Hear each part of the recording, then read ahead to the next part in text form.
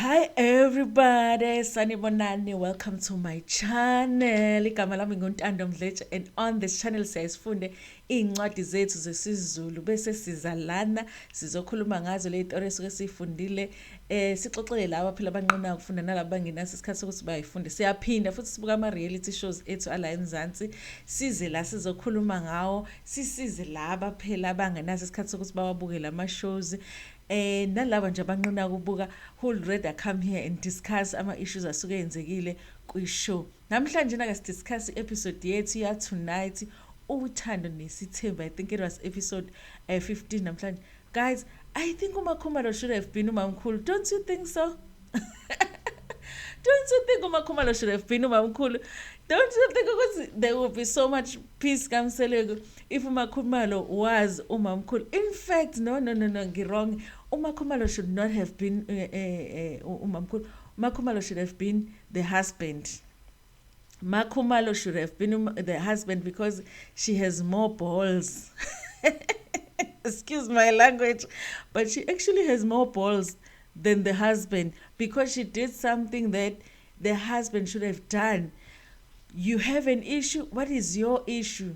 She hears the issue. Okay, how can we resolve it so that everybody is happy on this trip? This is something that Mseleku has not even attempted to do. But let's get into the episode. Guys, I made notes because angifuna ukukhohlwa by some of the things ezenzekile kule episode.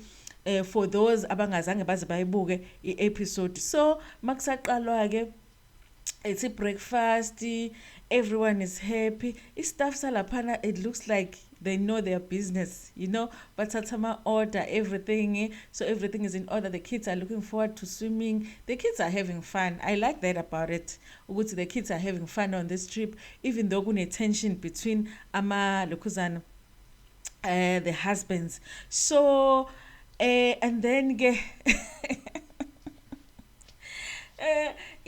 drama is always there because mawufika lapha etafuleni bezodla ilokhuzana i-breakfast. There was that sawubona niwuzulu sawubona kamacele thuma uma ngwabi. But obviously what did we expect if une issue nomuntu yabo ufuna ukuthi umbingelele, but usawubona wakhe it was almost like sawubona, let me see if uzovuma yini this time. But I really think the wives are acting like kids sometimes. So yeah, uthe sawubona, that sawubona that had an attitude. And I think noma ngabe answered and said sawubona. And Mseleku said uma ngabe was sitting at the head of the table. Mseleku wamcela ukuthi asithe ahlale on his right, and then wathi ufuna wonke umuntu ahlale ngendlela bebevele behleli ngayo ngayizolo kwilokhuzana kwi-dinner. So they had ilokhuzana ki-breakfast.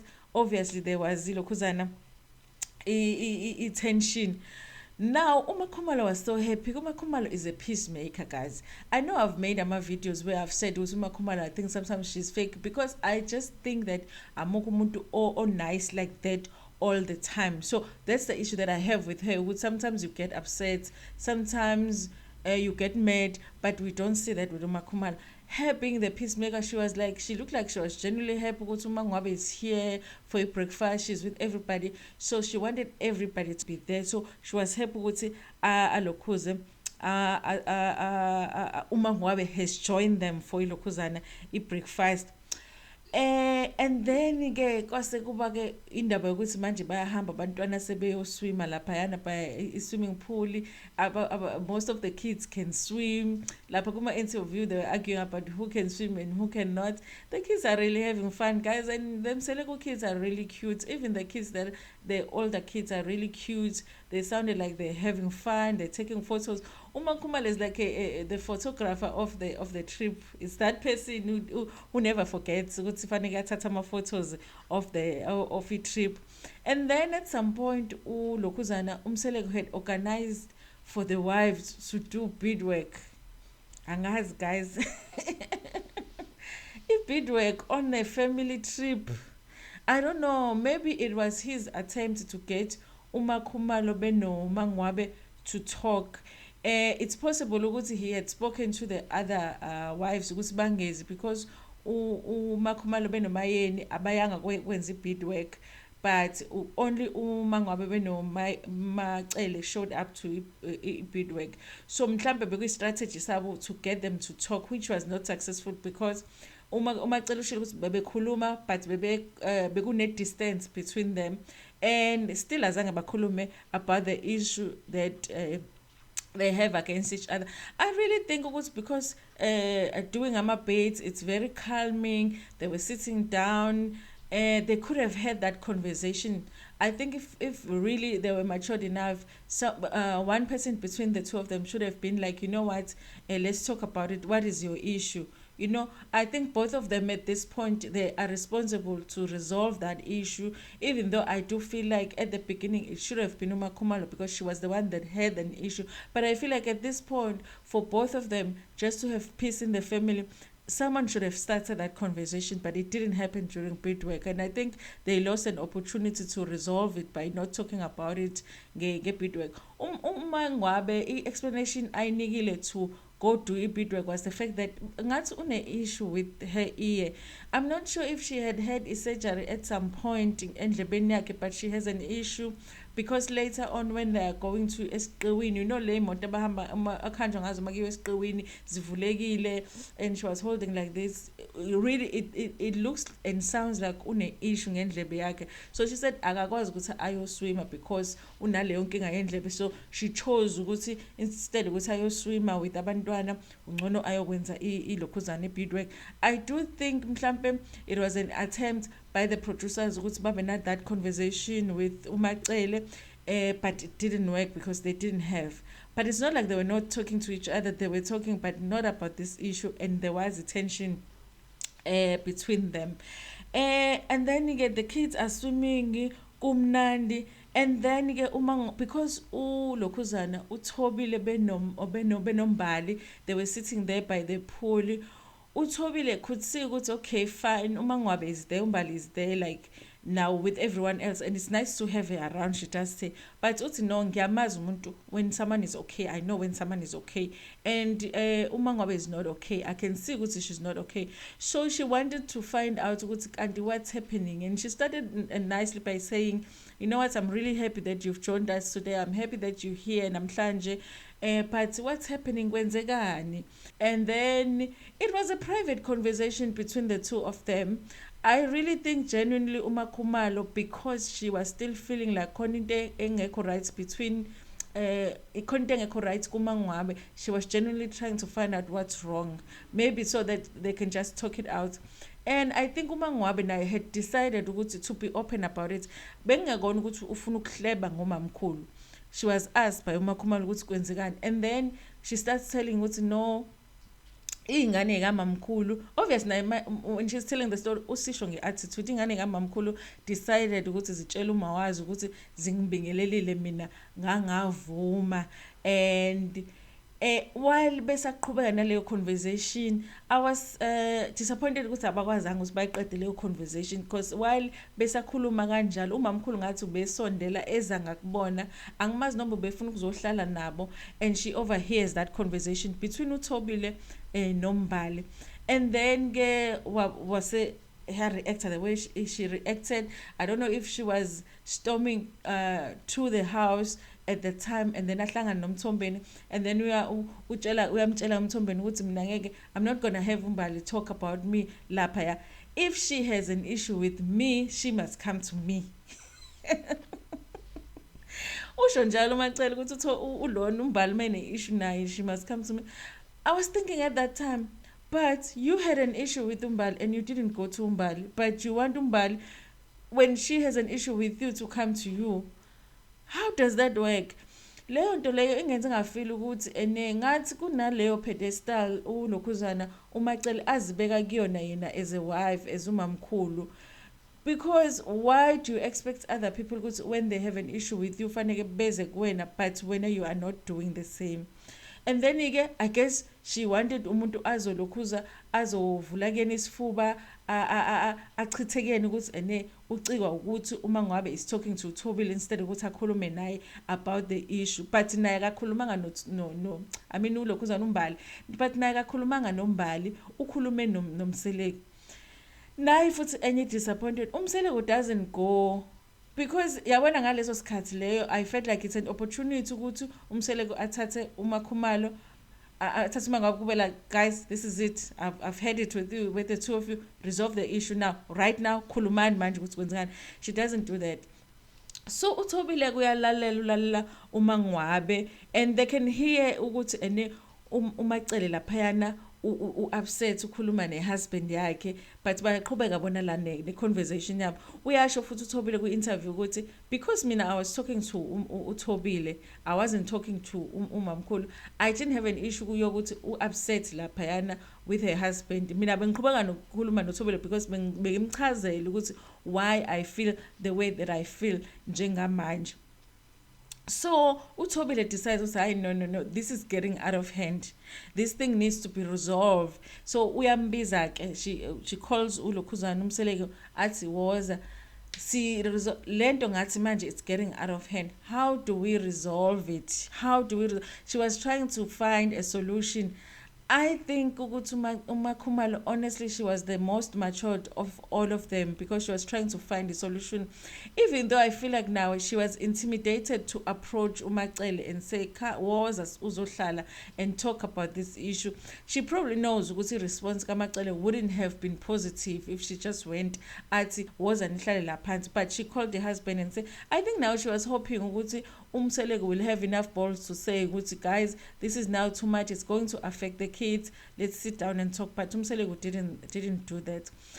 She did say uMakhumalo ku interview ukuthi she feels like the saddest part of this whole thing is that it's going to start to affect the children, and she feels like yes adults are free to have issues that they want to have, but why should that end up affecting the children? If it's an issue that includes the children, shouldn't it be explained to the children in the way that they understand it, what actually happened that day, so that it's resolved? So nabo bengezofeel ukuthi there is a tension between them. uMakhumalo, that's what she was attempting to do. But Mseleku was like, mina mengabe ngizama ukuthi nginayo mina indlela yokuthi ngilungise lento, but I know ukuthi if I try ukuthi ngiresolve lento le kuzothiwa mina ngiyaxabanisa. And ubeshishiliza uMangwabe when he's saying that because there is a time when uMangwabe said that ukuthi vele umuntu oxabanisayo in that family is Mseleku already knows ukuthi uMangwabe said that, and he was referring to that mates ene mangabe ngizama mina lento ukuthi ene ngiresolve kuzothiwa ngiyaxabanisa. And then he goes on to say ukuthi yena ngeke aze amdefend uMangwabe because uMangwabe uyamona elokhuzani uyawona umoya wakhe all the time. Angazi why Mseleku echoose ukusho lezinto about uMangwabe. It's like unama issues athile noMangwabe, but uwafaka kule issue lena that is between uMangwabe noMacele. Even after uMakhumalo sembizile, it ends up being like anginayo mina solution.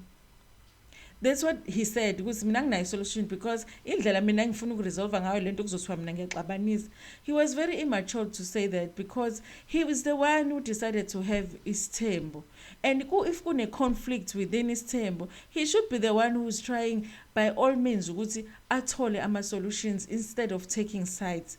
Because how has it become Mangwabe's problem ukuthi izingane zikaMacele zitshele uMacele ukuthi akavumanga ngenkathi ezimbingelela without having asked uMangwabe ukuthi Mangwabe what happened on that day.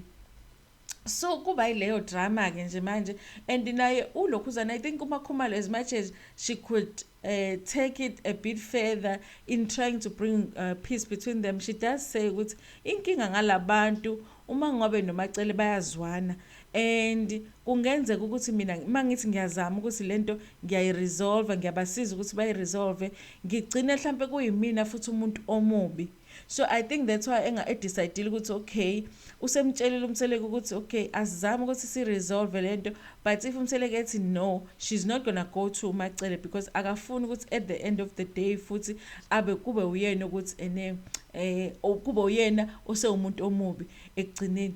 Guys, during that whole thing, you know who was missing? You know who was missing? Umayeni. Umayeni was not seen. She was sitting somewhere watching the whole drama, or she was doing what she's known for, playing a Candy Crush. Because that's what she does, Mangwabe. When things are going on, Velas Telefonia, I Candy Crush. Because later on, I thought it was in she wasn't aware even which drama was taking place. But later on, when she does the interview, she said, Yazi manje bese kumnandi. Bese kungcono nalesiphithiphithi esikade senzekile mina, which means she was aware that something happened. I mean, but she was busy. Usims right will say Umayeni is on angazi level million and what on Candy Crush. She's on another level on Candy Crush. I'm sure she was playing a Candy Crush because during the drama she was not there. She was not seen there. And again, I resolve the issue, and then they decided to go buy hamburger buy esiqiwini.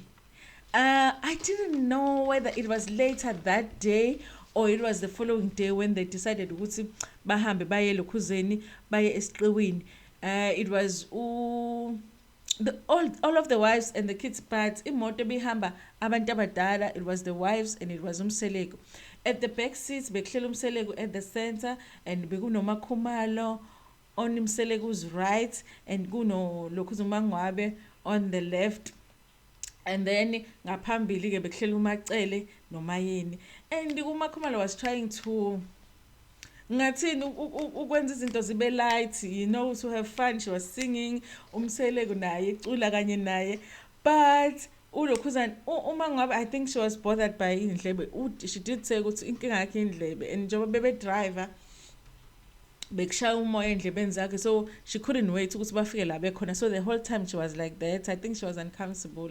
I really think ukuthi une issue ethile ngelokhuzana ngendlebe zakhe, even though angikhumbuli besho ama details ukuthi kahle kahle what's going on, but they've mentioned it a number of times. I would like to know ukuthi kahle kahle kwenzekani, but since it's a medical issue, it's probably something that is private. So and then bayacula. I mean ulokhuzana, this time the Candy Crush Candy Crush queen was not playing Candy Crush. I think she wanted to join in on the fun. You know when someone is smiling and she wants to join in but she doesn't want to, but she was smiling. And then obviously Mamkhulu was just, you know, tense. She did say ukuthi yazi bengafuni ukuhamba, but she was like, yo ubaba Mseleku mangabe, she thought ukuthi if engathi akahamba uzofana nensimbi yasemaromeni evele nje inkentezi. So I think she felt uMakhumalo ukuthi rather than deal with reaction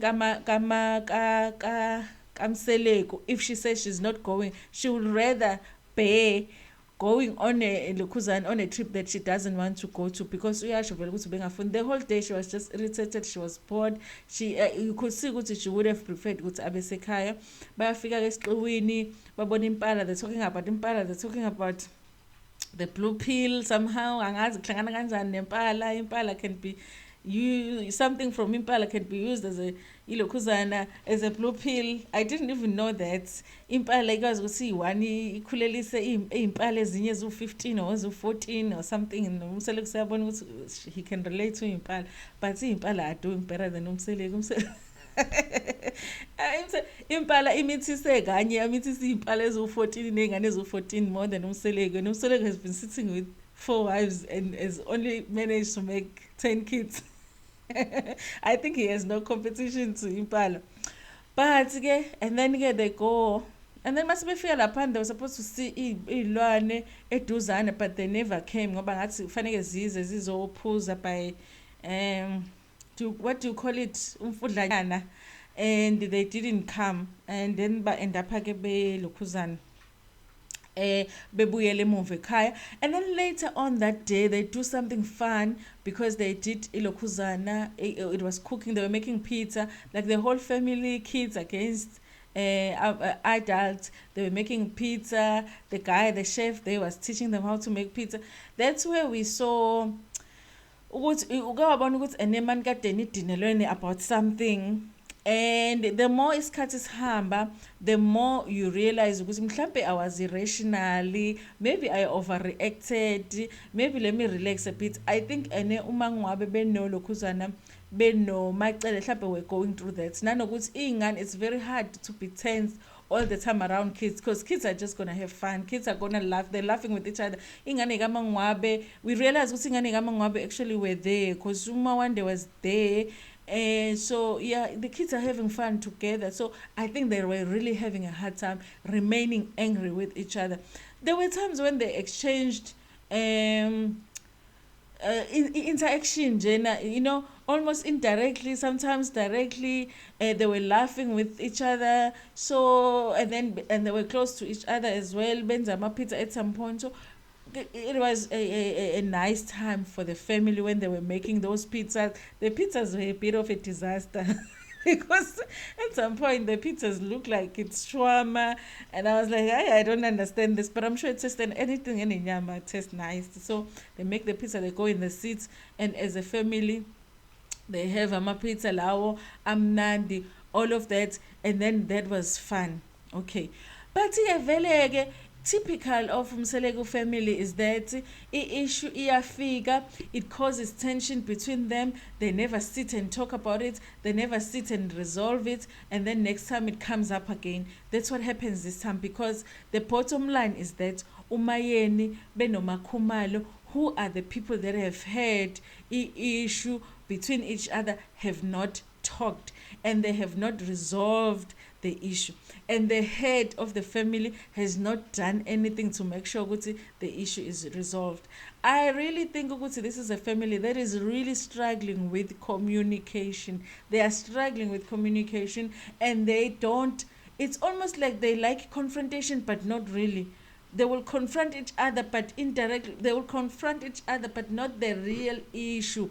So I can they resolve viola. I can they listen, this is my issue with you. How do we deal with this issue? Next time this happens, how do we deal with this issue? I really think the whole family could have benefited from saying, listen, next time the kids tell you something, pick up a phone and call me. So that at least get angry with me after you hear what my explanation is, and then you can be angry with me. I really think they are missing an opportunity to learn something about communication in this instance, but they're not taking it. Now we see a preview of the next episode.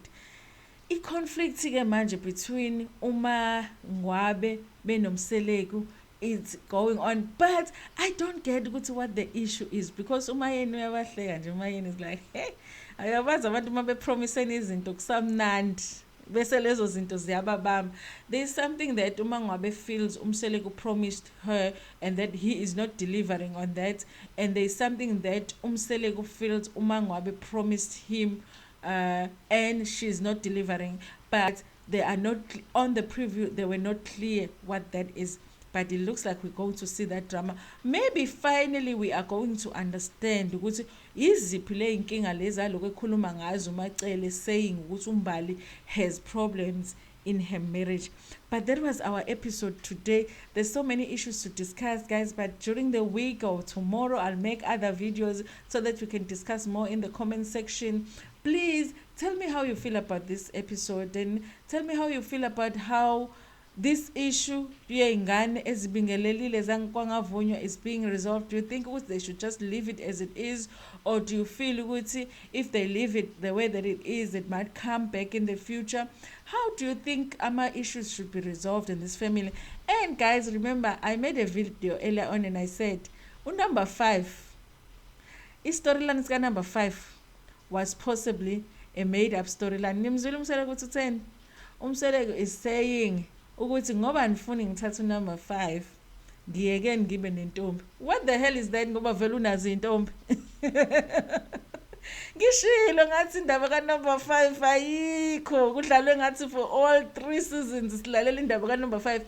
There's no number 5 coming, guys. Ladies who are waiting to be picked for number 5, there's no number 5 coming, because Velo 6 months Kamacele is ending very soon.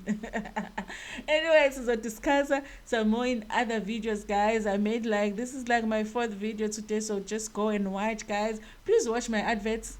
Don't skip. Unless they play that one here. There's this one near Moto advert for like an hour or something. No, I'll forgive you guys if you skip that one. But thank you so much because you guys are watching the adverts.